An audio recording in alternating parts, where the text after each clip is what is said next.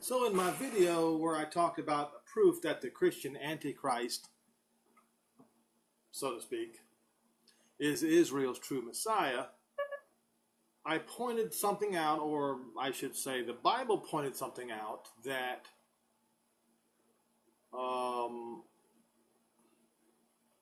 that Israel will be saved,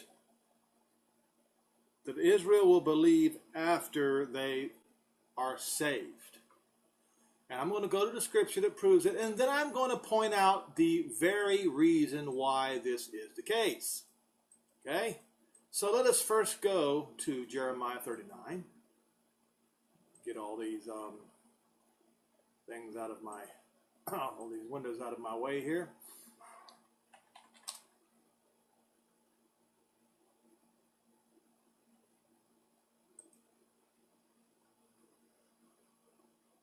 Ezekiel 39. All right. So if you read in Ezekiel 38, you see that during this coming war that we're probably looking at right now, I say probably, that Jehovah is going to show himself to the heathen, going to save Israel. Let me show you what happens.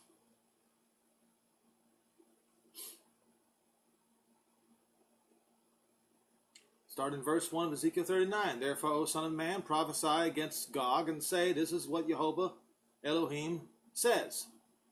Behold, I am against you, O Gog, Rosh, prince of Meshech and Tubal, and I will. It's not supposed to say turn you back and leave but the sixth part of you. If you go to Strong's Concordance, it says exactly what it says in the beginning of Ezekiel 38. Turn you back and bring you forth, and will cause you to come up from the north parts, and will bring you upon the mountains of Israel, and I will smite your bow out of your left hand, and cause your arrows to fall out of your right hand, and you shall fall upon the mountains of Israel, you and all the bands that are with you, and all the people, and I will give you to the ravenous birds of every sort, and to the beasts of the field to be devoured, and you shall fall in the open field, for I have spoken, it saith Jehovah. And I will send a fire on Magog, and upon all that dwell carelessly in the coastlands of the Mediterranean Sea.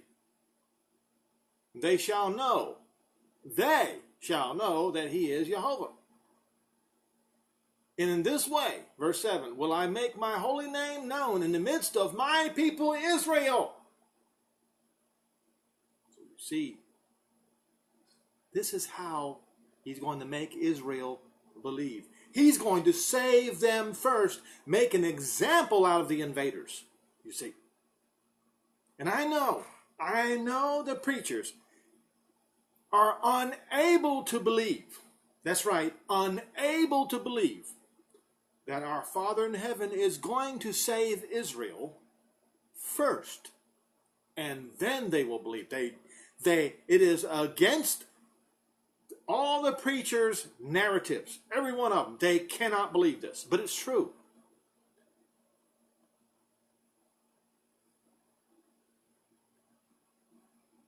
This is the way. He will make his holy name known in the midst of my people Israel, he says.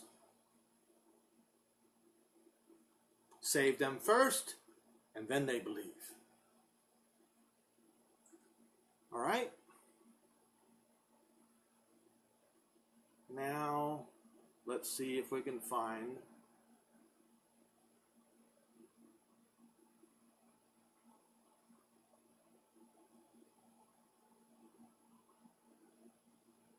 I have to continue reading because it's in here.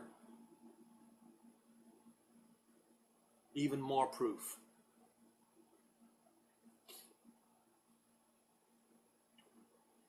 Where was I? Now I can't remember where I was because I was looking for the place.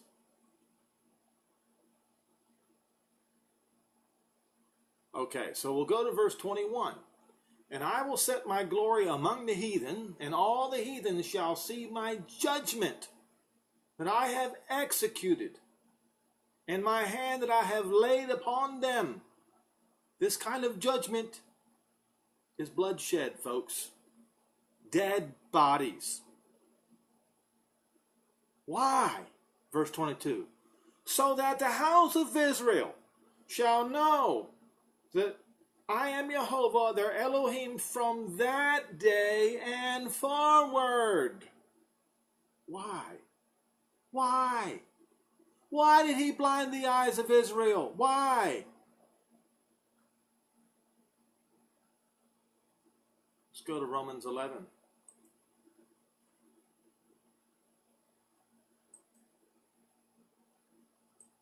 don't know why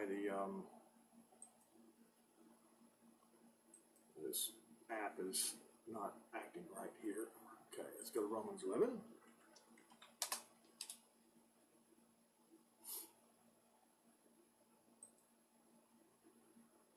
Here's why. Start in verse 1. I say then, this is Paul speaking to the Romans who murdered the Israelis for all these years. I say then, has Jehovah cast away his people? Jehovah forbid. For I also am an Israelite of the seed of Abraham, of the tribe of Benjamin. He has not cast away his people whom he foreknew. Don't you know what the scripture says about Eliyahu? Anyway, what I would do is read verse 7. What then? Israel has not obtained that which it seeks, but the election has obtained it. And the rest were blinded. Why?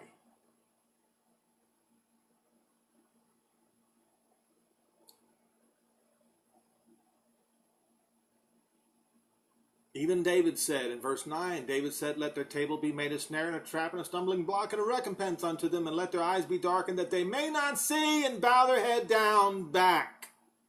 And this is what's happened for nearly 2,000 years.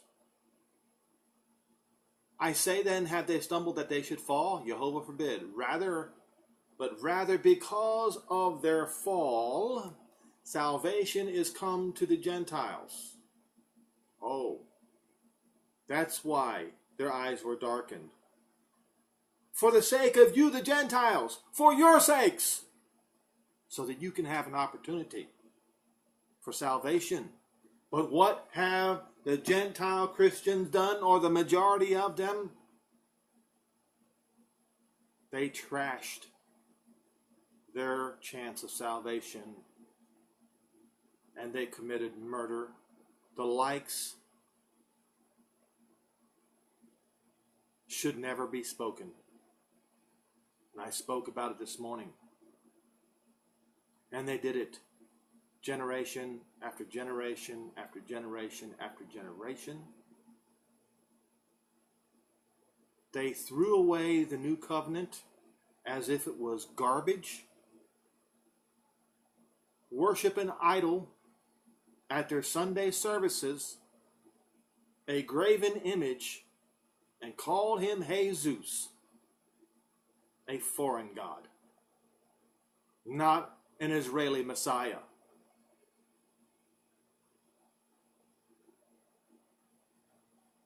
And Paul said, I say then, have they stumbled that they should fall? Jehovah forbid, for salvation, for rather through their salvation has come unto the Gentiles.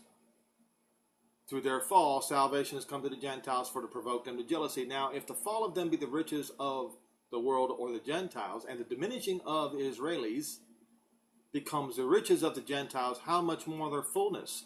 Yes, folks, there will come a time, as I mentioned in one of my last videos, that the fullness of the Gentiles will come to an end. In other words, the time of the Gentiles is finished, ended.